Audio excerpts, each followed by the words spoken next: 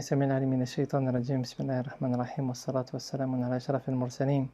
سيدنا محمد وعلى آله وأصحابه أجمعين بسم الله.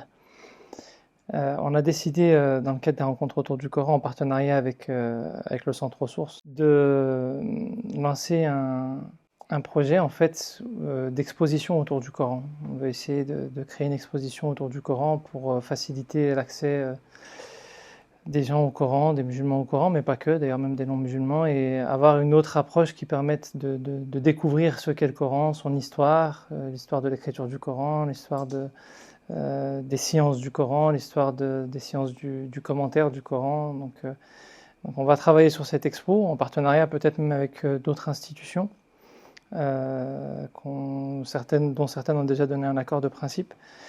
Et à la fin de cette exposition, ce qu'on souhaiterait faire, c'est un film très court, hein, qui ne va pas durer des heures, mais un petit film sur la relation que les musulmans, de manière générale, ont avec le Coran. Alors on va commencer par ce qui se passe un peu en France, mais à la limite, ça peut être même beaucoup plus large que ça. Et l'idée, c'est d'essayer de voir dans quelle mesure, en fait, finalement, on peut arriver à se motiver les uns les autres. Et l'idée, c'est que ce qu'on vous propose comme petit projet, c'est de nous partager, vous, des petites vidéos de comment vous vivez votre relation avec le Coran, parce qu'on parle souvent de certains commentaires du Coran, parfois on fait référence à des circonstances de révélation, et en fait, on se rend compte que les compagnons avaient une relation très particulière avec le Coran.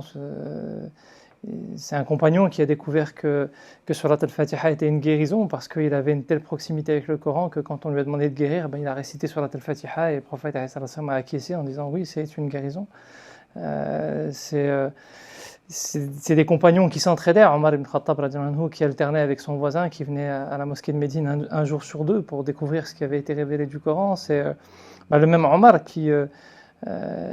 face à l'angoisse de la sanction du prophète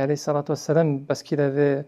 un désaccord de point de vue sur le retour de l'Hudaybiyah et qui s'était un peu opposé à la décision du prophète, il avait finalement une angoisse qui était montée parce qu'il pensait avoir vraiment mal fait en s'opposant au point de vue du prophète, et puis sur la Al-Fath qui descend et qui répond certes au prophète, Inna fatahna laka fathan mubina, mais c'est aussi une ouverture pour Omar à ce moment-là, parce que finalement c'est un soulagement qu'Allah subhanahu wa ta'ala lui donne une réponse. Et en fait, c'est des moments d'intimité que les compagnons ont vécu avec le Coran, et même dans l'apprentissage du Coran, où Abdullah ibn Mas'ud par exemple avait une relation très particulière avec le Coran, et certains compagnons apprenaient de lui, en particulier le prophète sallallahu alayhi wa sallam qui un jour a demandé qu'on lui récite le Coran et qui s'est mis à pleurer. Et en fait, on a tous un peu ces moments de relation, je pense, dans nos foyers. Enfin, j'espère qu'on a encore un petit peu ces petits moments-là, quand on fait réviser nos enfants, quand peut-être ils se font réviser entre eux.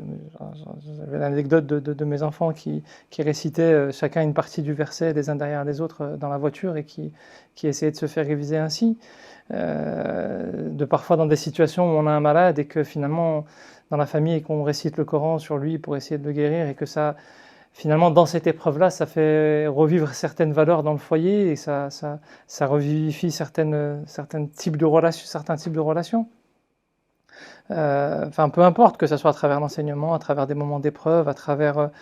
j'allais dire des moments de méditation qu'on a pu avoir sur le Coran ou des discussions qu'on a pu avoir sur certains versets du Coran. Chaque famille, je pense, ou chaque foyer, ou chaque personne a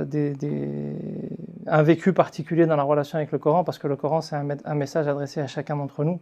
individuellement, et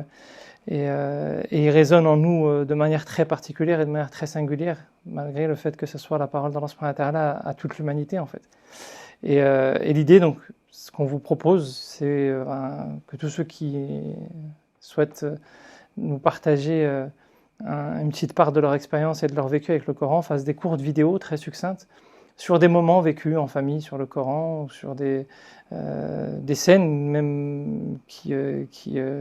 que vous vivez au quotidien, ou sur un récit qui vous a touché dans votre relation avec le Coran. Enfin, peu importe, je veux dire, il n'y a pas de format arrêté. Le principal, c'est qu'on essaie de se motiver les uns les autres et qu'on essaie de redécouvrir finalement la grande force du Coran à travers ces petites vidéos. Et l'idée, c'est qu'on fera une petite sélection de ces vidéos, donc il faudra nous indiquer ceux qui sont d'accord pour qu'on puisse les insérer dans dans le film qu'on fera à la fin, autour de la relation qu'ont les musulmans avec le Coran au final. Donc on fera une petite sélection des vidéos. Il n'y a pas de meilleure vidéo, de moins bonne vidéo. L'idée c'est d'essayer de construire un scénario. Il y a une équipe qui va travailler sur ça et puis on fera une sélection pour qu'il y ait une cohérence dans ce film-là et dans ce reportage-là, en fait, plus qu'un film. Ce sera plus un reportage que vous réaliserez finalement vous, et le scénario sera créé à travers ce que vous proposerez vous à travers de vos relations avec le Coran. On ne va pas écrire un scénario fictif, on va laisser la réalité nous l'imposer d'une certaine manière, parce que c'est l'objectif, qu'on découvre ensemble finalement la force du Coran à travers le vécu qu'on a tous partiellement, certes insuffisant très certainement, et on en est tous conscients, mais ce peu qu'on a de relation avec le Coran, bah, il a quand même une certaine intensité, et on espère que vous accepterez de nous partager ces petits moments-là vécus dans vos foyers, dans vos voitures, dans les hôpitaux parfois aussi, et dans les moments de joie aussi, moments de mariage ou d'autres circonstances, peu importe, ou des naissances. Qu'Allah nous accorde la proximité du Coran, qu'il fasse de nous les serviteurs du Coran et de sa parole, et qu'il nous réunisse autour de sa parole et autour du prophète alayhi salatu wassalam dans les plus hauts degrés du paradis. Barakallahu fikum.